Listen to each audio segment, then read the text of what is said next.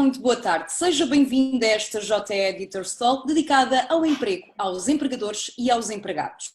O mercado de trabalho foi e continuará a ser aquele que mais diretamente foi impactado pela pandemia do novo coronavírus. Os próximos tempos adivinham-se incertos e muitos acreditam que estamos perante uma nova realidade.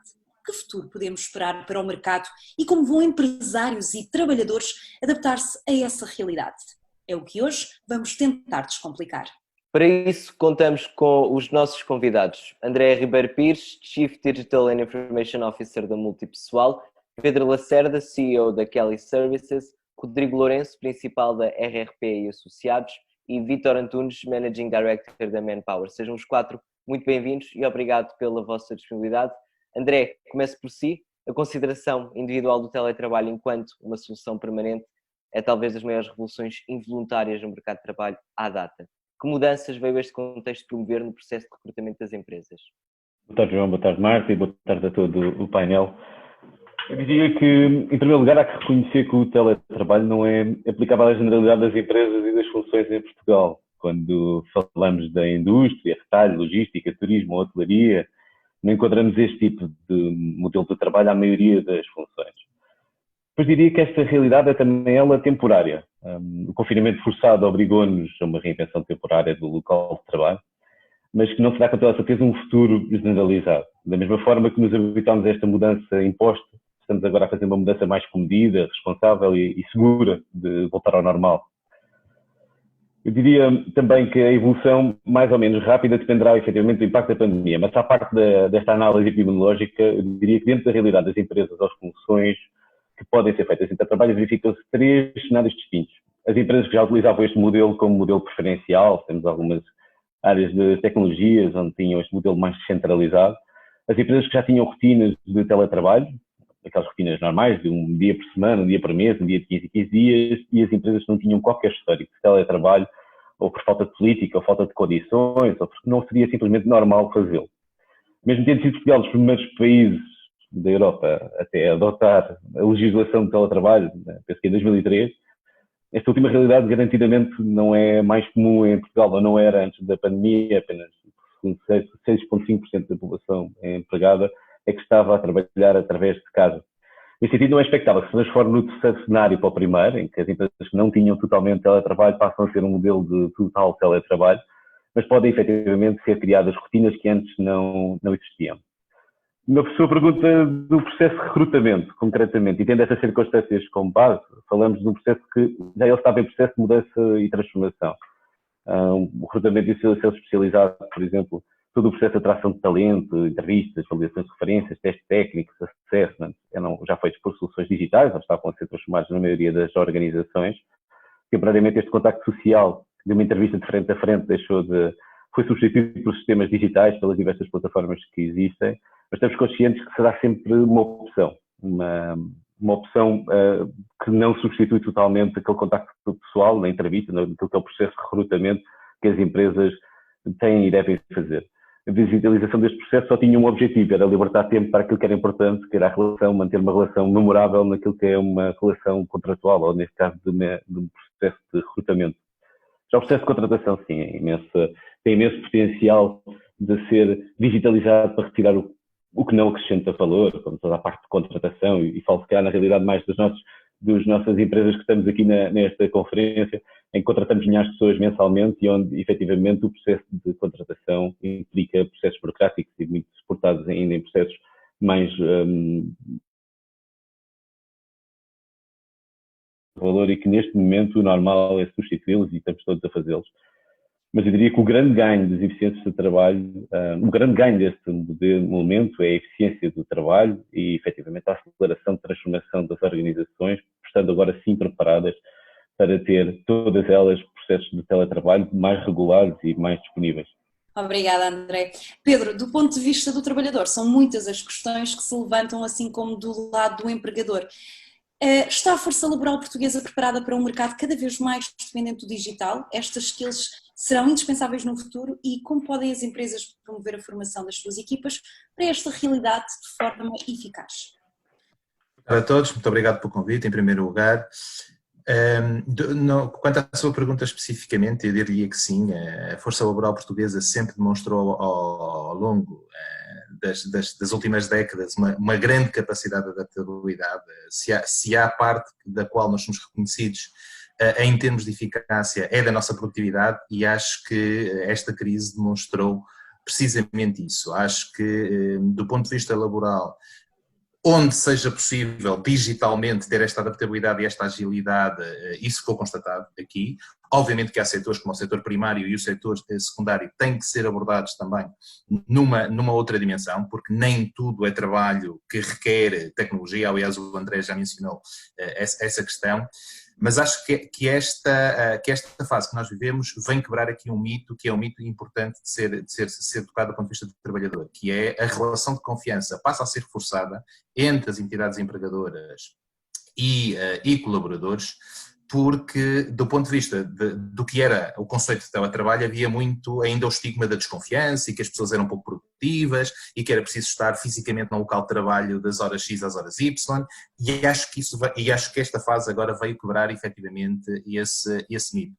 Veio reforçar muito mais a relação entre ambas as partes e, por consequência, tanto trabalhadores como entidades empregadoras ficam a beneficiar claramente disso. Isso obriga a investimento mútuo, de ambos os lados, do lado da empresa, ou seja, formação cada vez mais intensa e eficiente nos tempos que correm, do lado do colaborador, uma necessidade de ter contínuos updates em relação àquilo que o mercado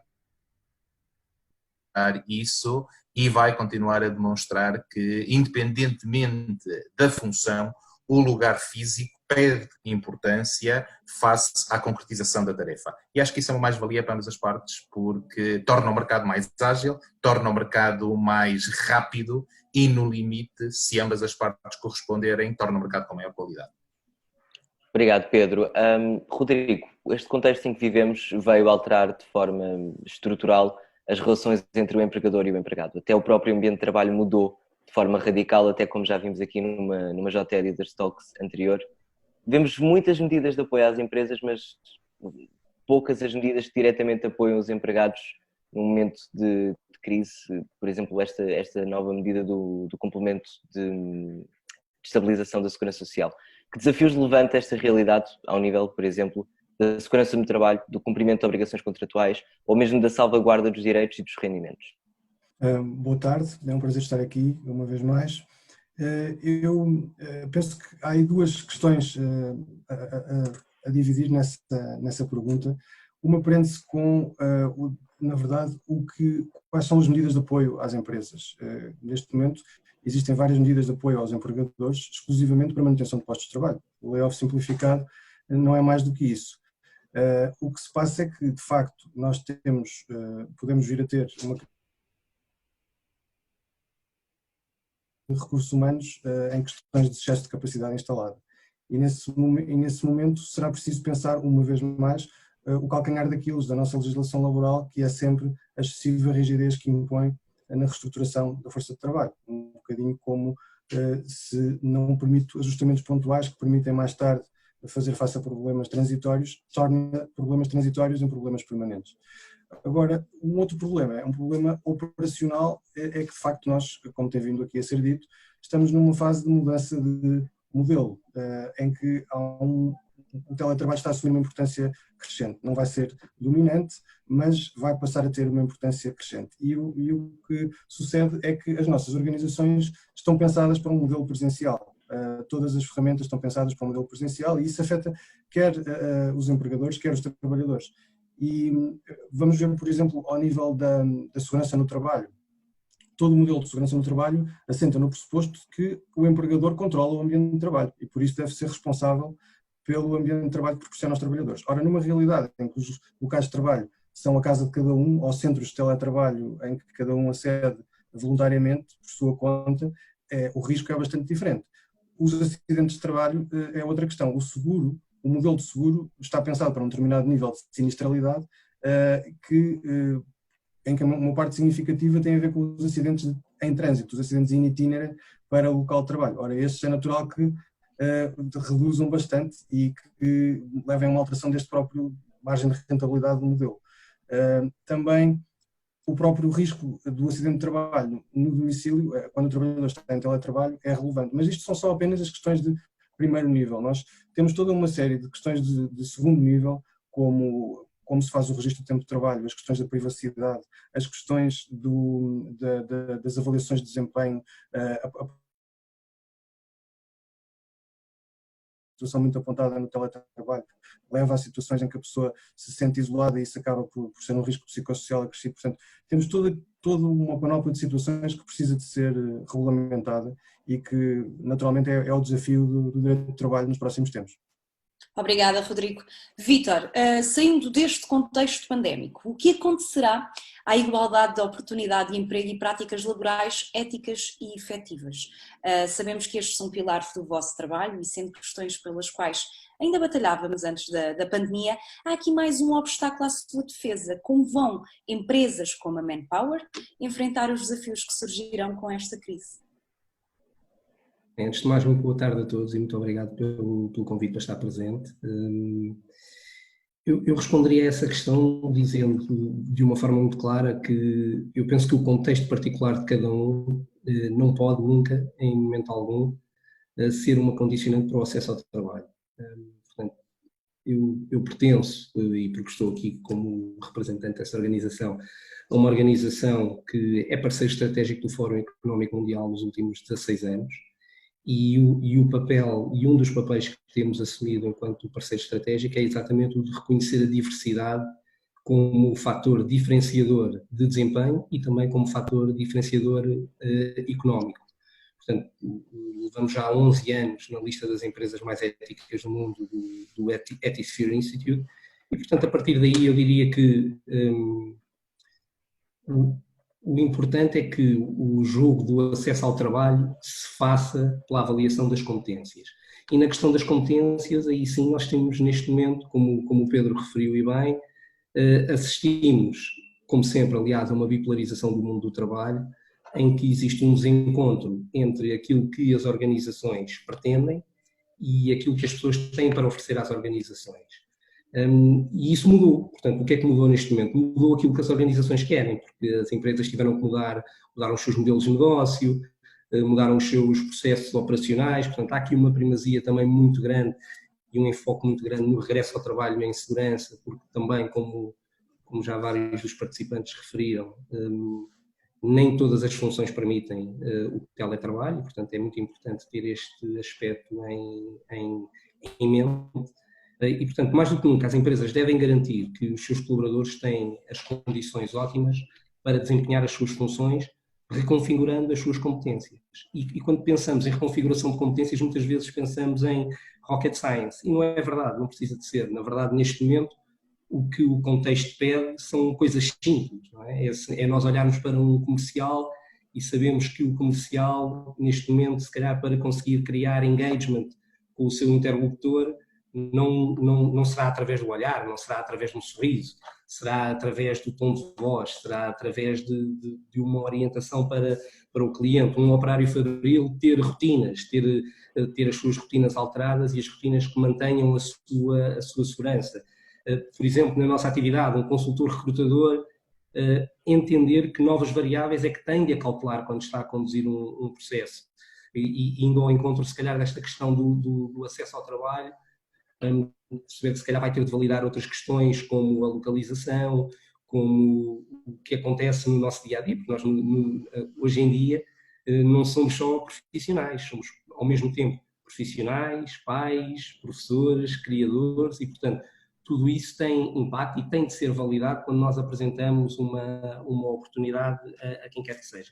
Entendendo, acima de tudo, que os ciclos de competências serão cada vez mais curtos, e que cabe, efetivamente, às organizações dar condições que vão desde a habilidade até à resiliência aos seus colaboradores para que eles possam transitar de função, porque o novo normal, na verdade, é isso que vai pedir. Vai pedir às organizações agilidade, equipas multifuncionais e competências múltiplas.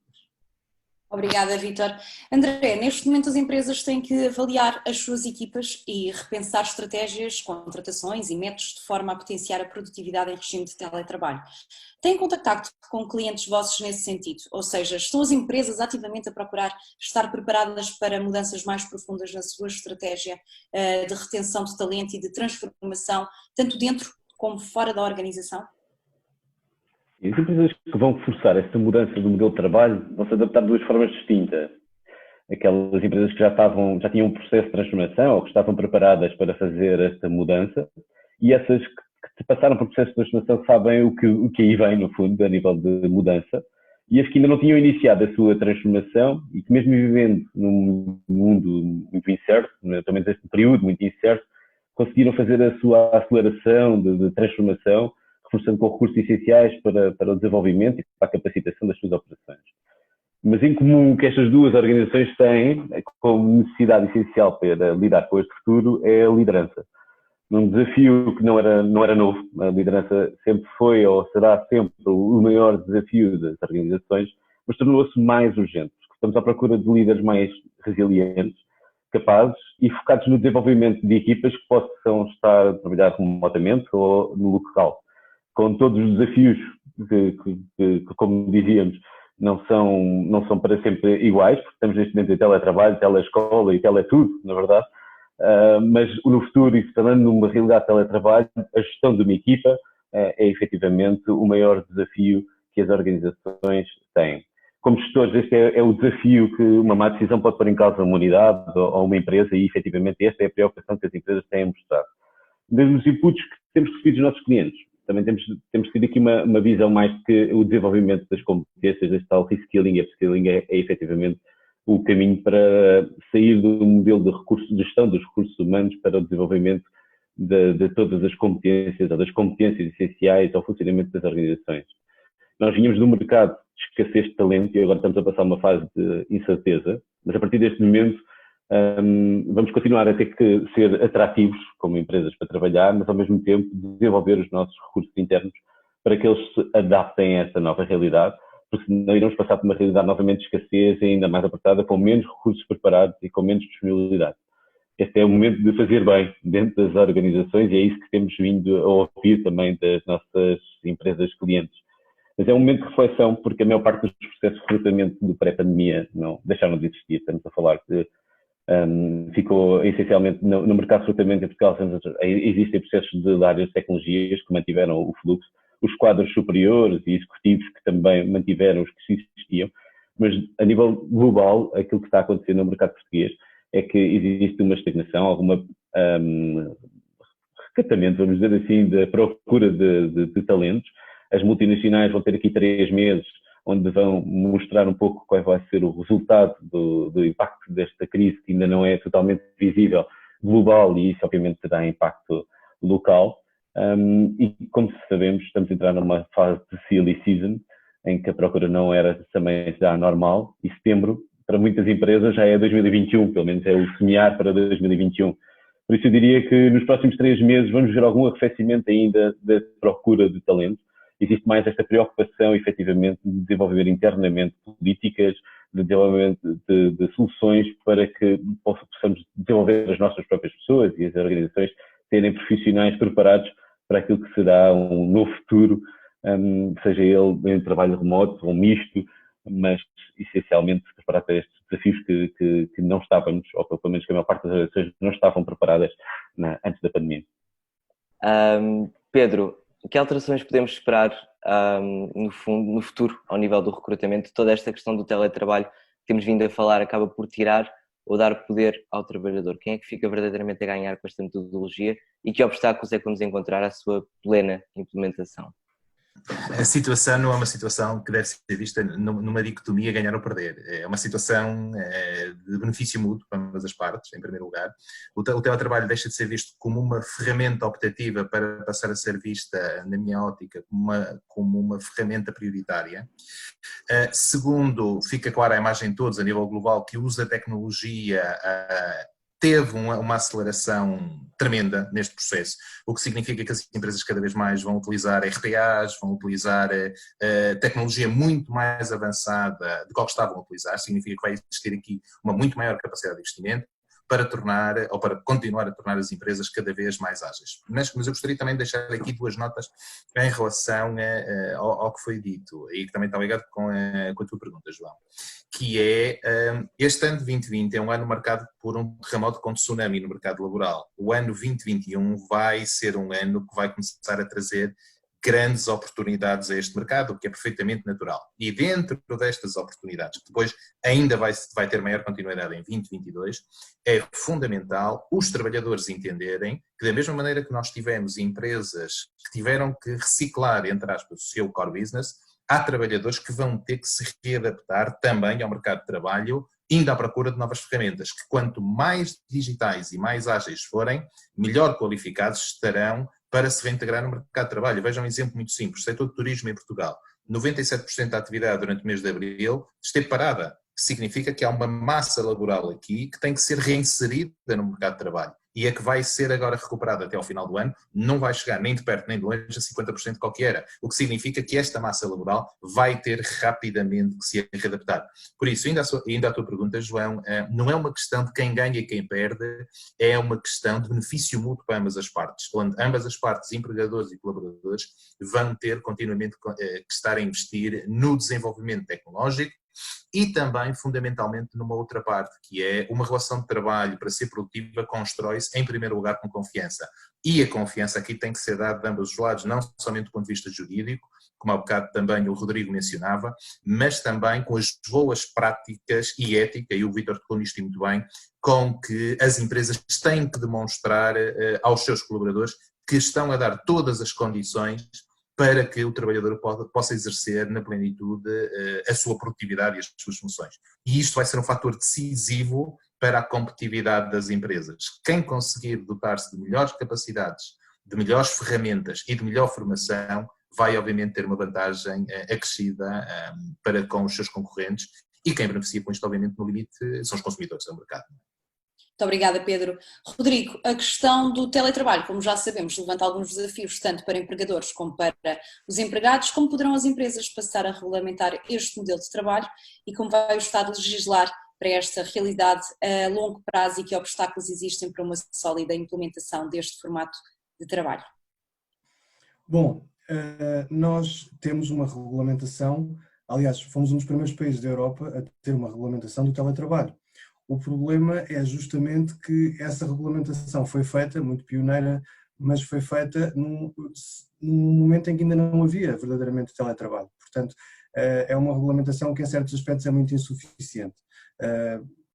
Limita de facto algumas fronteiras aos poderes do empregador, regula alguns aspectos fundamentais, mas deixa, na verdade, quase tudo por fazer. E essa é a dificuldade com que a maioria das empresas está a deparar agora. Na lei está quase tudo por responder, a lei vagamente aponta o caminho e apenas nas questões fundamentais. Portanto, o desafio agora é essa regulamentação ser adaptada. E o que tem vindo a lume é que essa regulamentação está a ser preparada, uma nova legislação sobre teletrabalho, que poderá regulamentar alguns aspectos mais importantes, incluindo aqueles que já referi aqui na resposta à pergunta anterior, mas, na verdade, responder a estas questões que se colocam do tempo de trabalho, da responsabilidade do trabalhador, a divisão dos limites entre o tempo de trabalho, a esfera privada e a esfera profissional, que é particularmente difícil de fazer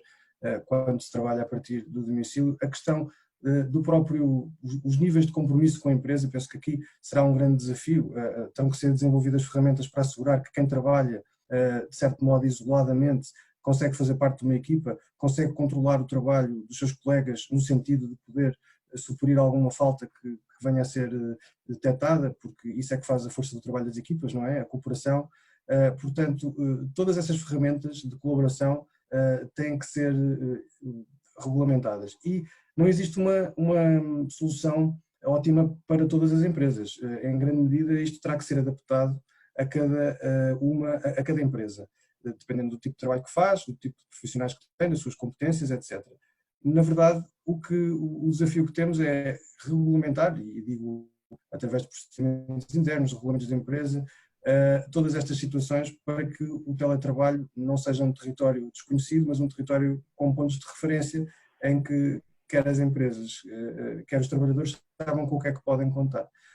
Isso só vai ser possível, de facto, quando surgir esta nova legislação, porque estar a fazê-lo com base na legislação atual, todo este esforço acaba por ser uma perda de tempo. Não é? E essa legislação vai surgir e penso que será esse o nosso desafio, nós que trabalhamos na área jurídica das relações de trabalho nos próximos tempos. Obrigado, Rodrigo. Vítor, para terminar, e o que tiramos desta conversa toda é que fomos verdadeiramente todos impactados de maneira diferente e temos visões diferentes sobre como vai ser o regresso, mas perante um mundo que acabou de passar por um período de completa volatilidade e sem precedentes, como é que as empresas podem gerir os seus trabalhadores daqui para a frente? Eu queria evitar cair num lugar comum, mas a verdade é que, como sempre, e em tudo o que está relacionado com o mundo do trabalho, a chave do sucesso está sempre nas pessoas. E para evitar cair nesse lugar comum, tentar concretizar o que é que isto quer dizer, nós temos de pensar no lugar que o trabalho ocupa hoje nas nossas vidas. E, ao mesmo tempo, pensar no lugar também que as nossas vidas ocupam no nosso trabalho, nos dias que correm.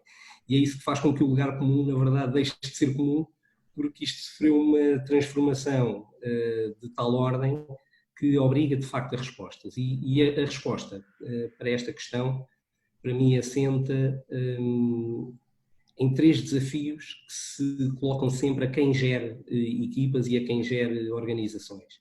E esses 3 desafios são as pessoas, sem dúvida, o propósito que orienta as pessoas e o desempenho dessas mesmas pessoas. A nível das pessoas, nós tivemos a oportunidade este ano de perguntar aos nossos candidatos quais eram as vertentes que mais os impactavam no momento de tomar decisões de carreira. E referiram-nos 5 coisas. A primeira, portanto, não serei considerado necessariamente um spoiler se disser que está relacionado, obviamente, com a remuneração, com a compensação e com os benefícios, mas depois existiram respostas muito interessantes, em que as pessoas referiram que valorizavam modelos flexíveis de trabalho, e estamos num excelente momento para isso, em que referiram que valorizavam estar num contexto que favoreça a aprendizagem, ter orgulho naquilo que fazem, e uma última vertente, que é muito importante, que é uma customização e uma personalização na forma como o seu trabalho é abordado e é gerido. Quando passamos para a fase do propósito, esta noção tem de estar presente em tudo o que fazemos e pedimos aos nossos colaboradores, entendendo que é cada vez mais importante a orientação por oposição à presença, porque a presença já não pode ser ao mesmo nível do que era anteriormente e, portanto, é necessário que as pessoas tenham elas próprias uma identificação com a sua própria organização que oriente os seus passos no dia-a-dia, e porque isso vai ser impactante. E depois há o terceiro aspecto, que é o aspecto do desempenho, e este aspecto está relacionado com a nossa capacidade para criar pontos de contacto com as nossas pessoas e de criarmos também sistemas de monitorização que sirvam essencialmente para 2 coisas. Primeiro, para criar uma alarmística que facilite uma intervenção atempada e depois que conduza a uma proximidade que de alguma forma nos foi subtraída, mas que conduz a uma proximidade nos momentos em que os líderes são mais necessários. Coisas simples como nós antes tínhamos a oportunidade, cruzávamos com as pessoas no corredor e perguntávamos como é que as pessoas estavam, como é que deixavam de estar, aquelas perguntas que às vezes nos parecem retóricas. Hoje isso não sucede e, portanto, o líder tem de tomar a iniciativa de ir ter com as suas pessoas, com o talento que tem à sua disposição, para colocar estas questões. E isto às vezes até pode parecer um pouco estranho quando este tipo de questões de facto acontecem. Depois tem de haver um foco cada vez maior no output, e o output não só como consequência do alinhamento com o propósito organizacional, mas eu diria também como facilitador do mesmo. E hoje em dia nós colocamos muito mais questões às nossas equipas sobre o que é que estão a fazer, o que é que deixam de estar a fazer, e é fácil, se calhar, que as equipas que estejam do outro lado o possam percepcionar como uma desconfiança, mas não é uma desconfiança. Na verdade, é uma necessidade de poder gerir neste novo normal. E, portanto, Sem dúvida que uma parte fundamental deste processo tem a ver com lideranças, e isto hoje, no contexto digital que nós estamos a viver, eu não tenho dúvidas nenhumas que vão ganhar protagonismo os líderes digitais que sejam capazes de criar condições para a existência de uma cultura de inovação e aprendizagem que favoreça o desenvolvimento das competências dos colaboradores, bem como a manutenção da orientação para o cliente, porque isso é fundamental. E, portanto, resumindo, eu diria 5 coisas. Portanto, em que é que as organizações têm de se focar? Nas suas capacidades digitais, na sua propensão para a inovação, no desenvolvimento das competências dos seus colaboradores, nas suas lideranças, muito importante, e na orientação para o cliente, sem perder o foco naquilo que também é crítico para a sociedade. Obrigado, Vítor. Obrigado também ao Pedro, ao André, ao Rodrigo, pela vossa disponibilidade e pela vossa presença nesta talk. Muito obrigado. Obrigado também a si que esteve desse lado. Estas e outras JE Editors Talks estão disponíveis no site e no Facebook do Jornal Económico. Tenham o resto de uma boa tarde.